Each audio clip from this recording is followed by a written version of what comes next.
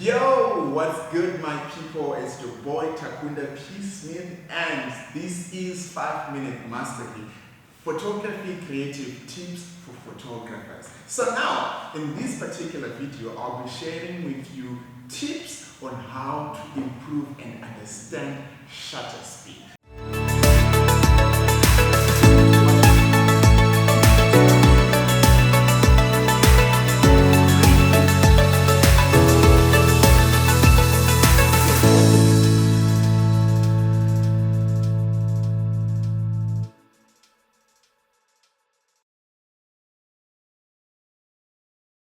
So without further ado, let's jump into it. Now, how do you use shutter priority mode?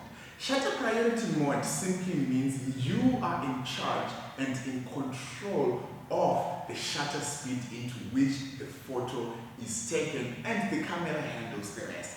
Which means when you capture an image, if it's an old DSLR, the mirror will lift up, and once the mirror has been lifted, light is then exposed onto your sensor, and when this light is exposed, the image is being written. I'll give you an example with this old film camera. This is where the film will be, and between this particular part is where the sensor, this is the 35mm sensor that we have here, is where light will be exposed on our camera. So when we do this and we advance our film, you will then notice that if I press the shutter, it will lift, it will open, and once this part opens, image and light will then get onto my film, hence exposing the film to light, hence writing and creating the image. So what we're basically saying is you are allowing yourself to be in control of of how much light is written onto your sensor of that particular image.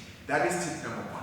Tip number two, it is amazing, great for when you want to freeze action, freeze motion. So I've noticed that when you're taking sports photography or when you're taking images of a ballet when she is dancing, shutter priority mode is always good because it freezes that motion and makes sure that the image is captured as sharp as possible without showing that much blur.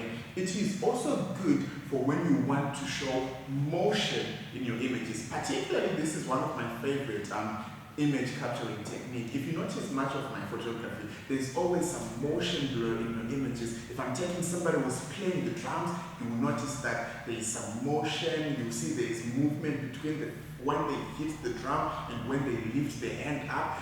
This then gives life to the image. If you're shooting waterfalls, you don't want to just capture the water as just frozen as it is, but you want to give it some life and to show that it's actually moving. So now you would have to turn shutter priority mode, slow down the shutter and open the shutter release for a much wider time, hence allowing for you to just make more creative portraits or images when you're creating your images. So this is also good for such particular scenarios. Tip number three, it then helps you know the minimum shutter speed for what particular image or reason you're capturing. So I've realized this. If you want to capture really sharp images, 1/1/250th of a second is always ideal. In most situations, it is always ideal. So make sure to play around within those numbers. And a pro tip would be, one key takeaway that I want you to take away is, when you shoot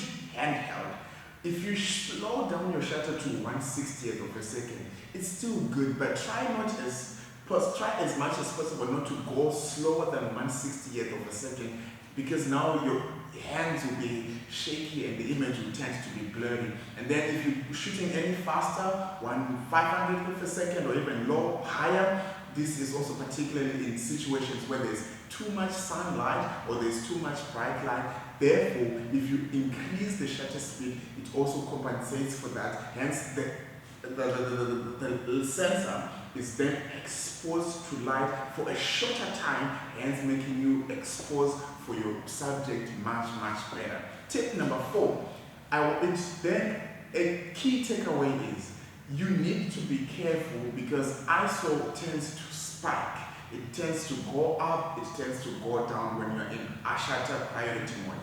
Therefore, you need to be careful for that because you don't want to have a well exposed image for shutter, yet it is quite noisy. So you need to be careful in such situations.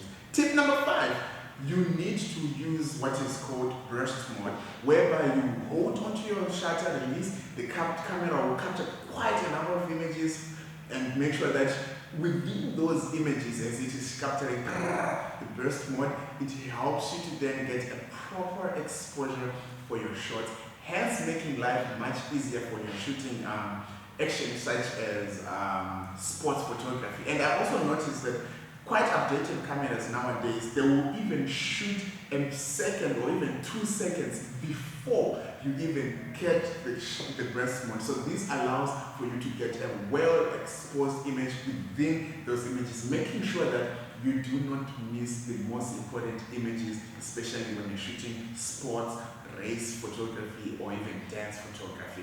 Before we get into the bonus point, I just want to make sure to thank you. If you've stuck around up until this point, make sure to like, share with a friend, tell them that there is a Peacenik on YouTube and he needs your support. And also there is a buy me a coffee that I link that I'll leave. If you feel like you want to support the business, you want to support the hustle, feel free to do so out of the goodness of your heart. This is how we also break back. So thank you for that, and make sure to annihilate the status quo. Now, for our bonus point, I want to say, if you're a beginner, you can also use this because it helps you take away the stress of having to focus on your aperture and your ISO. The camera will just take care of those responsibilities for you and make sure that you are focused on the speed at which you are capturing the subjects.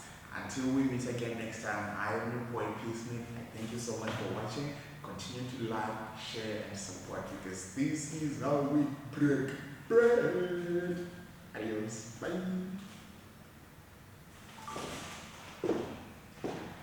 Bam, bam, bam, bam, bam.